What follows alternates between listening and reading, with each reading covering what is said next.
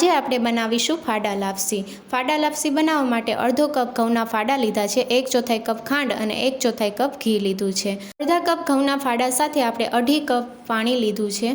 તો આ રીતે પાણીનું પ્રમાણ આપણે માપીને લેવાનું છે અને પાણીને હવે આપણે ગરમ કરી લઈશું। બહુ વધારે ગરમ નથી કરવાનું, હલકું ગરમ કરવાનું છે। ત્યાં સુધીમાં આપણે કુકરમાં 1/4 કપ ઘી ઉમેરીશું।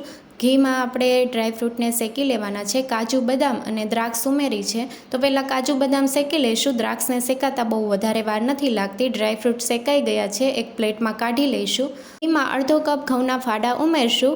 ઘઉંના ફાડાને આપણે શેકી લઈશું। તો પહેલાં કરતાં કલર ચેન્જ થઈ ગયો છે અને સુગંધ પણ આવવા લાગી છે। પાણી પણ ગરમ થઈ ગયું છે। હવે આપણે 2.5 કપ પાણી ઉમેરશું અને કુકરનું ઢાંકણ બંધ કરીને મીડિયમ ટુ લો ગેસની ફ્લેમ ઉપર 5 વિસલ કરી લઈશું। 5 વિસલ થઈ ગઈ છે, ગેસની ફ્લેમ બંધ કરી દઈશું। વરાળ બધી નીકળી ગઈ છે। ઢાંકણ ખોલીને જોઈ લઈશું તો જરા પણ પાણીનો ભાગ નથી અને આ રીતે ઘઉંના ફાડાને આપણે હાથેથી મેશ કરીએ તો મેશ થઈ જાય છે। ગેસની ફ્લેમ ચાલુ કરશું અને 1/4 કપ ખાંડ ઉમેરીશું। ગળ પણ તમે તમારા ટેસ્ટ મુજબ ઉમેરી શકો છો। ખાંડ પીગળશે તેમ ચાસણી થવા લાગશે। ફ્લેવર માટે જાયફળ પાવડર ઉમેરીશું। તમે જાયફળ પાવડરની જગ્યાએ એલચી પાવડર પણ ઉમેરી શકો છો।